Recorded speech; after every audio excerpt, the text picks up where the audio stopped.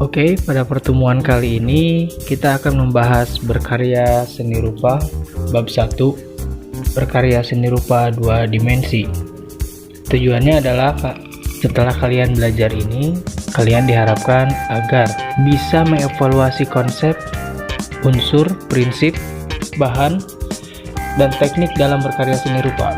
Yang kedua, bisa berkreasi karya seni rupa 2 dimensi berdasarkan imajinasi dengan berbagai media dan teknik. Jadi, berdasarkan kompetensi dasar ini diharapkan kalian bisa mengeksplor lebih luas di luar dari pembelajaran yang akan kita pelajari saat ini. Oke, langsung saja. A. Konsep seni rupa. Seni rupa adalah ungkapan atau perasaan estetis, perasaan keindahan yang bermakna dari pembuatnya yang diwujudkan melalui media seni rupa yang bisa ditangkap dan dirasakan dengan rabaan.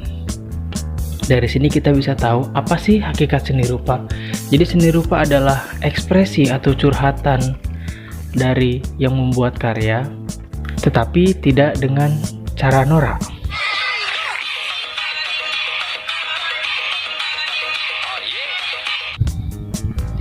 Jadi kalau misalnya orang-orang yang lain itu bisa mengungkapkan perasaannya, rasa marah, rasa cinta, rasa benci, rasa apapun dengan cara yang dalam tanda kutip norak, seniman akan mempunyai cara lain untuk protes.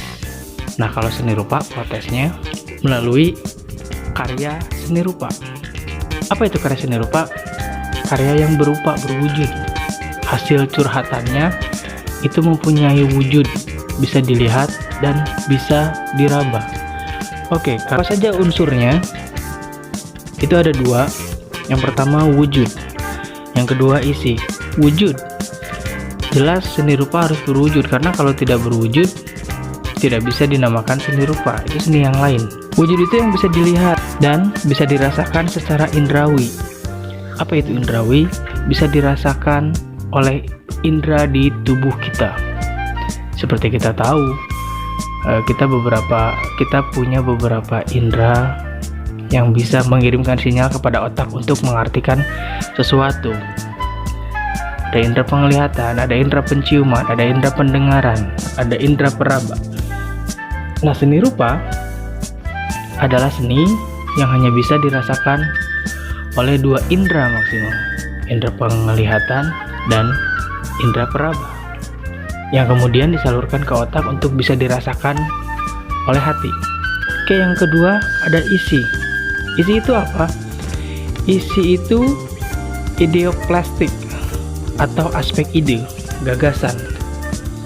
Jadi, karya seni rupa itu ketika dibuat tidak hanya sekedar bagus, tetapi juga harus punya isi atau arti di dalamnya. Nanti kita jelaskan. B. Unsur seni rupa. Apa saja sih unsur-unsur yang ada di dalam seni rupa? Yang pertama ada titik.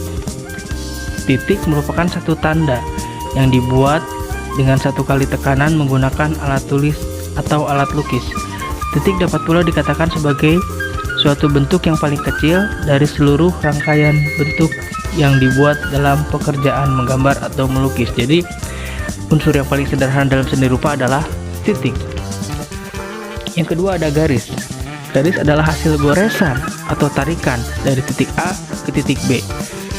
Garis merupakan unsur seni rupa yang paling sederhana tetapi penting dalam penambahan estetik. Garis itu selalu melambangkan sesuatu, seperti garis lurus melambangkan ketenangan, garis zigzag melambangkan apa, dan garis lengkung melambangkan apa.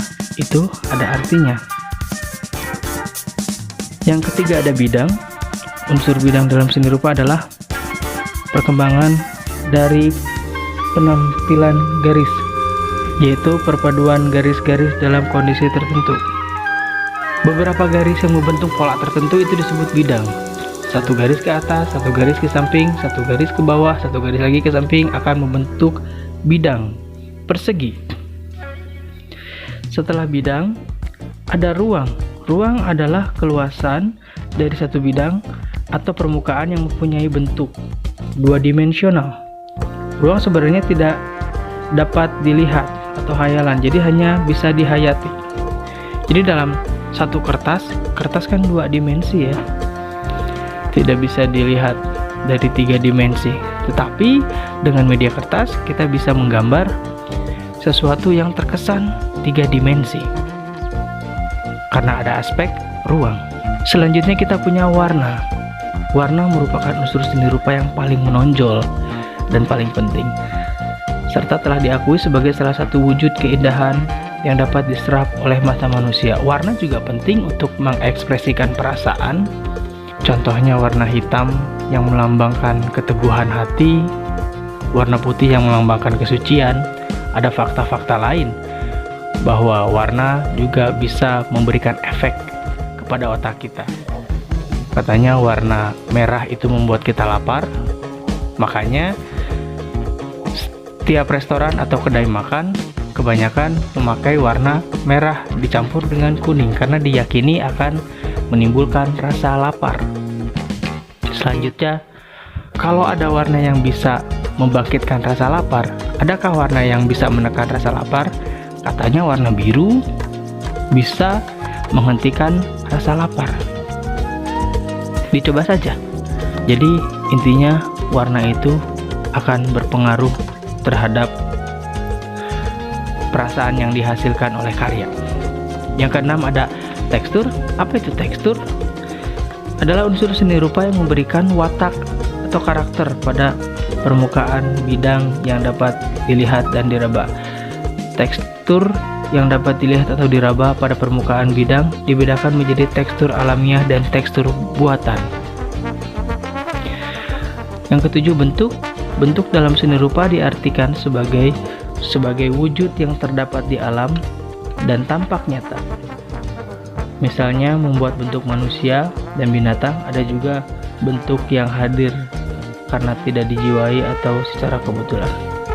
Yang kedelapan ada gelap dan terang. Ini juga unsur yang penting dalam seni rupa. Tanpa ini seni rupa akan kurang terlihat indah. Yang ketiga adalah C, prinsip dasar seni rupa. Yang pertama ada komposisi.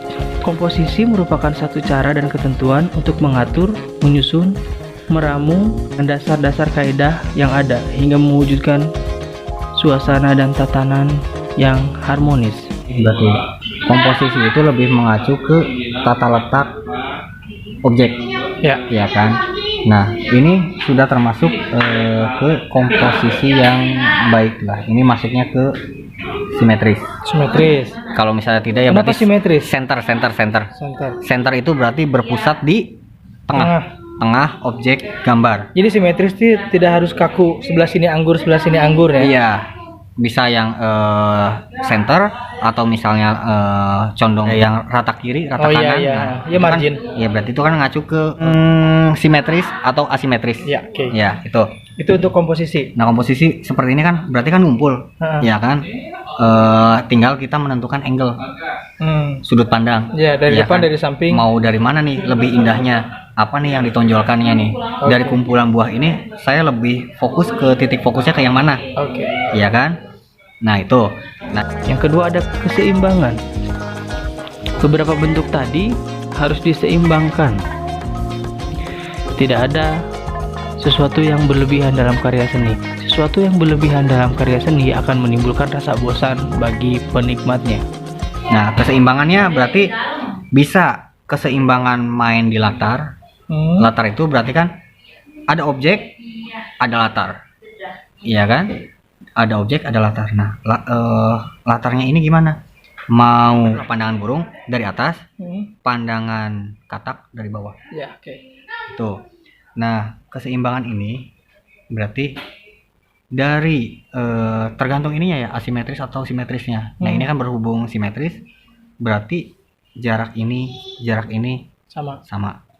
Yang ketiga ada proporsi. Proporsi adalah perbandingan ukuran yang ideal, tidak timpang atau janggal. Proporsi sekarang ke sebandingan, ya kan? Nah di sini kan terlihat ini kumpulan buah, ya kan? Kita tahu dong buah itu yang lebih besar yang mana, yang lebih kecil yang mana. Ini ya. Nah itu kan berarti mengenai proporsi. Posisi apa ini? Salak, iya kan? Salak. Sama bukan biji, buah anggur yang per butirnya itu lebih besar yang mana? Iya kan? Kalau di sini kan udah cukup baik nih. Jadi artinya secara kasar tidak bisa kita menggambar gunung terus ayah mobil naik karena gunung gitu. Iya, Ya itu kan ya. seperti itu. Nah ini kan perbandingan juga, ini masuk, ya kan? Nah di sini ada lagi paham baru proporsi mah? Ya contohnya adalah anak kecil yang menggambar mobil di atas gunung. Itu tidak proporsional. Yang 4 ada kesatuan, unity. Kesatuan adalah penataan, pengaturan atau rangkaian interaktif. Adalah penataan. Nah ini kesatuan sama komposisi hampir sama mengenai tata letak, ya kan? Tinggal kesatuan. Jadi ibaratnya jangan sampai menggambarkan ketika anak disuruh buat still life atau alam benda. Jadi ingat, buah sayur itu bisa masuk ke alam benda dengan catatan terpisah dengan pohon. Oke. Ya kan, bisa aja ada yang penggambaran bunga, ya kan.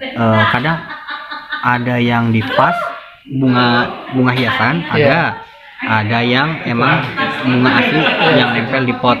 Nah yang jelas intinya harus beda atau misal harus terlepas dari pohon. Intinya seperti itu. Yang kelima ada keselarasan atau harmoni. Keselarasan ini berarti harmoni itu kan berarti hampir berdekatan dengan gradasi iya, irama iyalah. Jadi mengenai tentang pewarnaan, ya kan? Dari warna hitam, ini contoh latar bagian alas lah. Ini kan pada dasarnya warna dasarnya itu coklat. Warna dasarnya coklat karena ada kesan cahaya. Jadi, iya kan? Jadi karena ada kesan cahaya, yang kena cahaya itu lebih terang atau putih, ke arah muda, iya kan? Pokoknya lebih ke arah terang lah. Sedangkan yang gelap itu bukan gelap. Warna yang lebih tua itu karena tidak terkena cahaya. Iya, betul. Seperti itu. Nah, ke harmoni juga kan ibaratnya kan ada gradasi dari mulai yang gelap ke yang terang, walaupun warna dasarnya adalah coklat. Itu. Terus yang keenam ada penekanan. Ini masalah penekanan ya. Di sini berarti kan penekanan mengenai titik pusat lah. Pusat perhatian. Ini kan yang jadi pusat perhatian itu yang bagian tengah. Makanya yang di bagian tengah itu lebih detail dibandingkan yang ini. Walaupun di bagian depan tapi pewarnanya tidak detail karena lebih mengacu ke yang sini. Ya kan? Itu ke penekanan. Jadi lebih fokus ke yang tengah dibandingkan ke yang lain. Itu kalau misalnya dari kamera makan ada yang titik fokus, blur sama ini yang di titik itu ibaratnya fokus gitu ya. Itu yang fokus, lainnya blur. Yang ketujuh ada irama atau ritem. Irama itu berarti hampir sama kayak gradasi irama, ya kan? Jadi turunan warna lah dari mulai gelap ke terang atau dari terang ke gelap. Warnanya yang harmoni itu dalam artian satu turunan. Kayak misalnya warna dasarnya biru ibaratnya. Dari mulai hitam itu kan yang dari warna gelapnya, hitam ke biru dongker, biru muda sampai mau terserah mau arahnya mau ke putih atau ke kuning. Itu gradasi ya. Gradasinya seperti itu. Itu irama dan gradasi hampir sama. Irama dan gradasi. Iya.